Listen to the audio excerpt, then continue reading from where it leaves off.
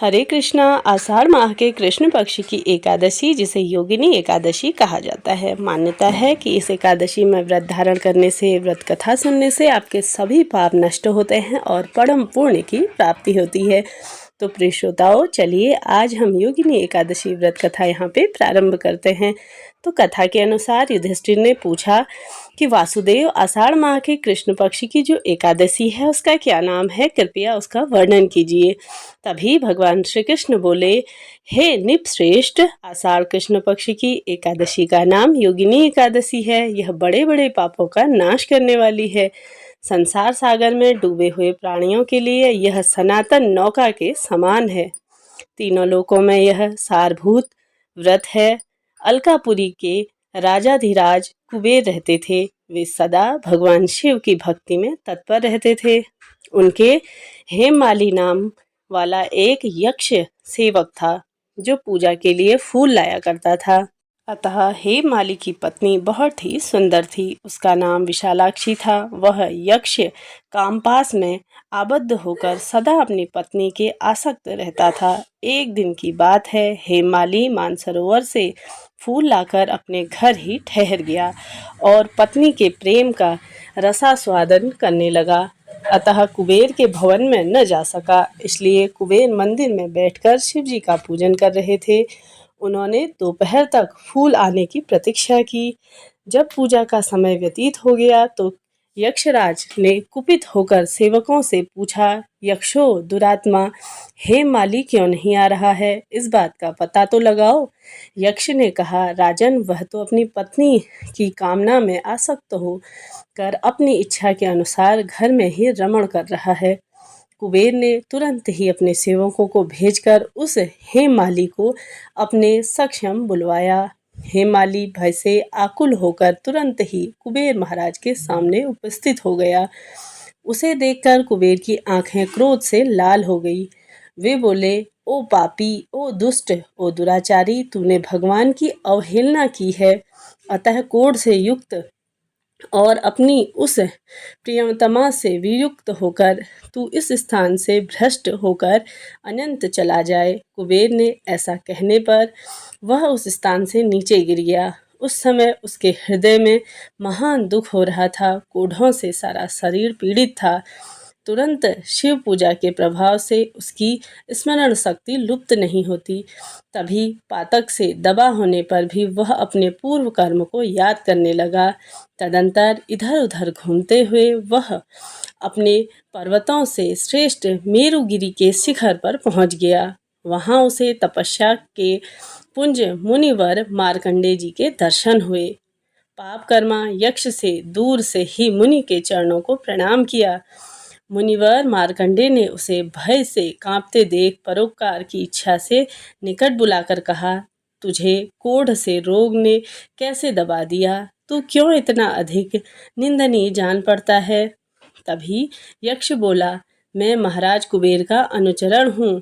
प्रतिदिन भगवान शिव जी की पूजा के लिए मानसरोवर से कमल पुष्प लाकर कुबेर के भवन में पहुँचाना मेरा कार्य है।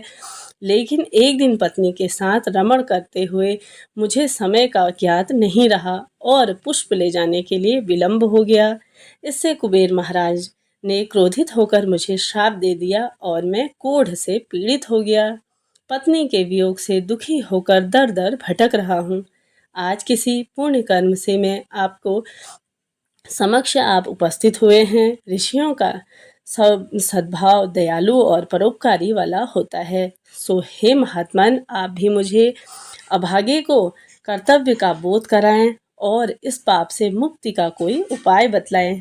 तब मार्कंडे जी ने कहा, तुमने यह सच्ची बात कही है, असत्य भाषण नहीं किया है, इसलिए मैं तुम्हें कल्याणप्रद व्रत का उपदेश देता हूँ। तुम आषाढ़ माह के कृष्ण पक्ष की योगिनी एकादशी का व्रत करो। इस व्रत के पुण्य से तुम्हारी कोढ़ निश्चय ही दूर हो जाएगी। भगवान श्री कृष्ण कहते हैं कि ऋषि के ऐसे वचन सुनकर हेममाली दंड की भांति मुनि के चरणों में पड़ गया। मुनि ने उसे उठाया। इससे उसको बड़ा ही हर्ष हुआ। मार्कंडे जी के उपदेश से उसने योगिनी एकादशी का व्रत धारण किया, जिससे उसके शरीर की कोढ़ दूर हो गई। मुनि के कथानुसार उस उत्तम व्रत का अनुष्ठान करने पर वह हिमालयपूर्व सुखों को प्राप्ति हो गई और निपश्रेष्ठ यह योगिनी का व्रत ऐसा ही बताया गया है जो कि 88,000 ब्राह्मणों को भोजन कराता है, उसके समान ही इसका फल मनुष्य को मिलता है। जो योगिनी एकादशी का व्रत करता है, योगिनी महान पापों को शांत करने वाली और महान पुण्य फल देने वाली है। इसे पढ़ने से, इसे सुनने या सुनाने से मनुष्य के सभी पापों से मुक्ति मिलती है और जीवन सुखमय बनता है। इस प्रकार से बोलिए जय श्री हरि विष्णु। अब हम आरती प्रारंभ करेंगे। जय एकादशी माता मैया, जय एकादशी माता, विष्णु व्रत को धारण करके शक्ति मुक्ति पाता।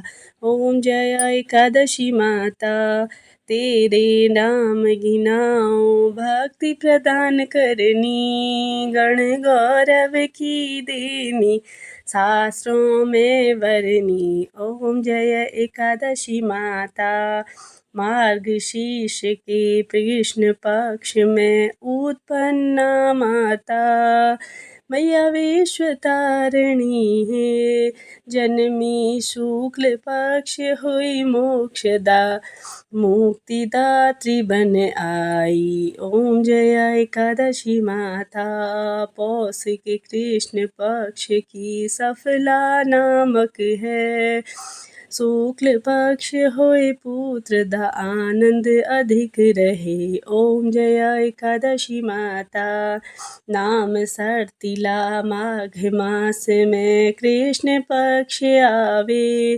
शुक्ल पक्ष में जया कहाए, विजय सदा पावे। ओम जय एकादशी माता, विजया फाल्गुन कृष्ण पक्ष में शुक्लामल की, पाप मोचनी कृष्ण पक्ष में चैत्र महाबली की। ओम जय एकादशी माता, चैत्र शुक्ल में कामदा धन देने वाली, नाम वरुथनी कृष्ण पक्ष में बैसाख महाय। ओम जय एकादशी माता, शुक्ल पक्ष में होए मोहिनी, अपरा श्रेष्ठ कृष्ण पक्ष में, नाम निर्जला सब सुख करनी, शुक्ल पक्ष रखी। ओम जय एकादशी माता, योगिनी नाम आषाढ़ में जानो, कृष्ण पक्ष करनी, देवशैनी कहाए, शुक्ल पक्ष धरनी। ओम जय एकादशी माता, कामिका श्रावण मास में आवे, कृष्ण पक्ष कहिए, श्रावण शुक्ला होए पवित्रा, आनंद से रहिए। ओम जय एकादशी माता, अजा भाद्रपद कृष्ण पक्ष की परिवर्तनी शुक्ला, इंद्रा आश्विन कृष्ण पक्ष में व्रत में भव सागर निकला। ओम जय एकादशी माता, पापांकुशा है शुक्ल पक्ष में आप हरन हारी, रमा मास कार्तिक में आवे, सुखदायक भारी। ओम जय एकादशी माता, देवोत्थानी शुक्ल पक्ष की दुख नाशक मैया, पावन मास में करूं मैं विनती, पार करो नैया।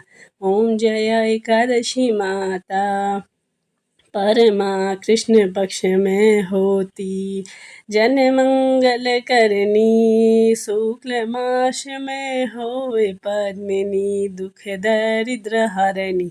ओम जय एकादशी माता, जो कोई आरती गाए प्रेम सहित रहिए, उरे आनंद समाता, पाप उतर जाता। ओम जय एकादशी माता, बोलिए एकादशी माता की जय हो, भगवान श्री हरि विष्णु की जय हो, जगत जननी की जय।